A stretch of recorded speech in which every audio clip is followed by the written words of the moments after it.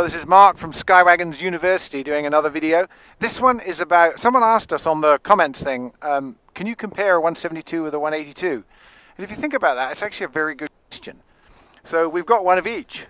This is a 75 172. It's a 77 172, actually. And this is a 76 182, so they're very close in age. And I'm just going to show you some of the feet, because looked at on a ramp at a distance, they're both 172s, they're both 182s.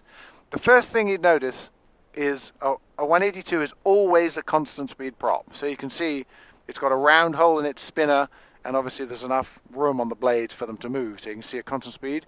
Whereas on the 172, very similar looking spinner, but it's obviously fixed pitch because the gap here doesn't allow it to move. So you can think, okay, fixed pitch, that's got to be a 172. Then, at a glance, windows.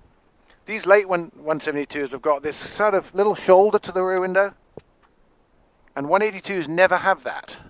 So if you look over here, I'll be moving between them during the comparisons. They've got this, well, to get really specific, 63 and newer, but they've got this teardrop-shaped window, and the rear window is one piece on a 64 or newer 182. 63s and 62s have a split down the back, but the 182s have got the omnivision. So there's no bar down the back window, whereas on a 172, if you look over here again, you'll see always on all 172s except the very early straight tails, if they have a window, they've always got the strip down the back. Now getting into a little bit more about performance. A 172 can be, an early one can be 145 horsepower with a Continental 6-cylinder engine in it. They have two exhaust pipes sticking out of the cowling, forward. Those go until 1967. They're 0300s or they're Continental 145s.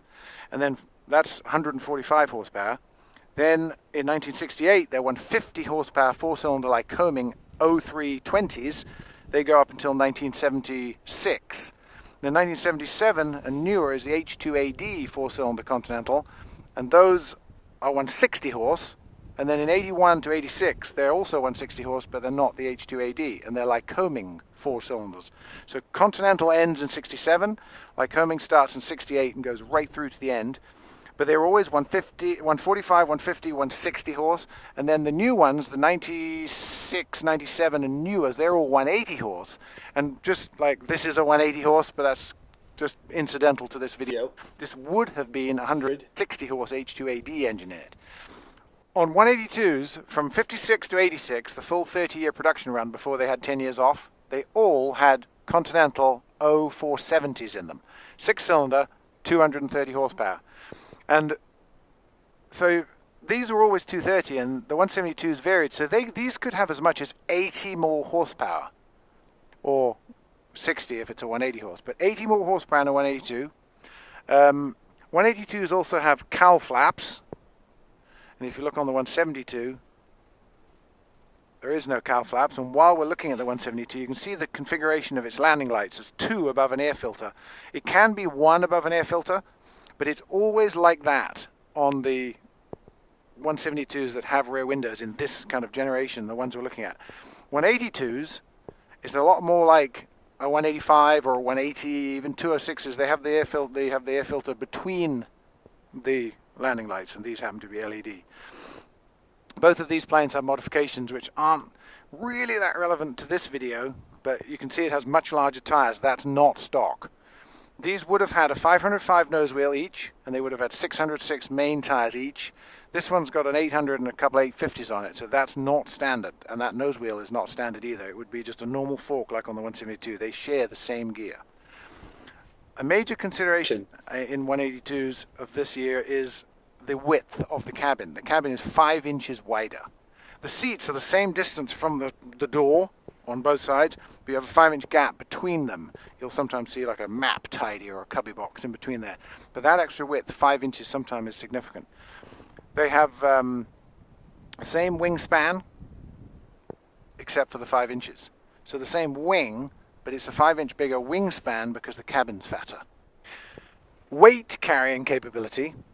The gross weight of the 172 is 2,300 pounds. The gross weight of the 182 is 2,800 pounds. So there's a 500 pound difference. The useful load of the 172 is around 800 pounds, varies with equipment. And the useful load of the 182, similarly, is probably about 1,100 pounds. So it's about, there's a 500 pound difference in gross, but there's a sort of 400 pound difference in useful load because there's about 100 pounds of other things that are using it up. But 182s can carry a lot more weight if they have to. I mean, we sent one to Australia that took off over the Pacific, and it weighed 1,056 pounds more than it should have when it took off, half a ton. So that's a special overflight permit, and it's an FAA dispensation, and it's all about fuel, but still it proves half a ton over gross, it could still do it. Gas caps. So if we come around the back of the planes, we can look up at their gas tanks and gas caps. 172 holds 42 gallons of gas with 39 usable, and it's a metal tank under a skin. You undo all the screws and you can lift out the tank. And they have the small raised gas caps that are inboard, very much near the fuselage. There was an option for 50 gallons, some of them have it, and when you see that, this last skin here will go up 6 inches and then kink out and then go forward. So at a glance at the top of the wing, you can see that that would be a long-range fuel 172, and those are very rare. Hawk XPs have that because they have a bigger engine, and they're a 172 as well. So on a 182, they don't have that removable metal tank. The 56 to 78s have got bladders, a rubber bag inside a cavity that you shove down through a hole about this big around each gas cap, and you position it in under there. They hold 84 gallons and 78 usable, and they need to be replaced. I mean, if you keep it full of fuel in a hangar, they'll last 50 years. If you leave it outside on a ramp half full of gas, it'll last 5 years. Bladders need to be looked after. They're rubber. The 79 and newer planes, they're 92 gallons, no standard fuel option, with 88 usable, no bladder in there. It's called a wet wing. It's the wing skin itself is the tank. There's no bladder in it. It's just the metal of the wing. On a 182, it's an excellent upgrade. The 206 has the same thing. That's the one to get if you really can. On a 185, the wet wing used to leak a bit because of the work they did, not because they leaked. They leaked because they were like a Jeep. They're off-road, they're flexing, they're on floats, so they would leak. So the wet wing is actually a big plus. See the gas caps on these? Long-range fuel is outboard. 65 gallons, which is quite rare on a 182, would be inboard. Without getting into too much of the model year changes, being a 77 and that being a 76, 182 over there, they both have this camber cuff wing. So there's a factory leading edge, which you'll see on the 73 and newer Cessnas, not the 210, different wing, but all the normal like 172, 182s, 182 RGs, all of those, they get this camber cuff wing in 73. So it's a partial stole.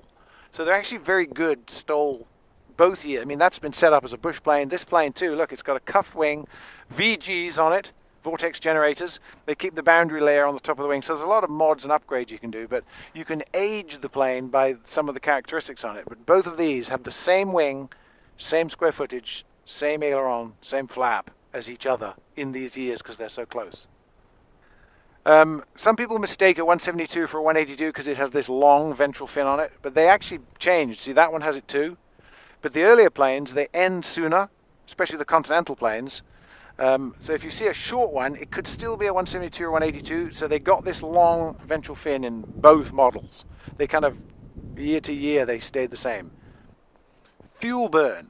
172s with the the 4-cylinder Lycoming in them burn around 8 gallons an hour. If you flight plan 8 to maybe 9 gallons an hour, you'll never get caught short. The 6-cylinder Continental 470 and the 182s, they burn, if you're being nice to them, 11, and they can be up to sort of 13 if you're at 25 squared. So it's, you've got 80 more horsepower, so you've got to feed it with 4 more gallons of gas. The TBOs on the engines too is different. The 4-cylinder Lycomings are all 2,000 hour TBOs, and they generally get there. They're very reliable, long-lived engines. The Continental 470, they have a 1,500 hour TBO up until 1977 or newer, with a U engine in a Q model with a -10 or higher spec number. But that could be too much information. But just if you think of a Continental as a 1,500 hour TBO, you'll be fine on it. They sometimes need a few cylinders to get there. The Lycomings generally go to TBO without a lot of work on the top end. If you look into a 182 or a 172, you'll see that a big difference is that because it's a constant speed prop on a 182, there's a prop controller. So the 172, which I think there's a picture superimposing, is throttle mixture, and on a 182, prop in the middle. So there's a third knob. So I just want to say thanks to Dave Lugert of Placerville. He owns this 172, and it's probably one of the nicest ones in the country. 180 horsepower, beautiful new paint on it. So thanks a lot, Dave. So this is Mark from Skywagons University. Another quick video about the differences between a 172 and a 182. If you like these videos, click on the subscribe button and the bell. You'll get notifications. And thanks very much for watching.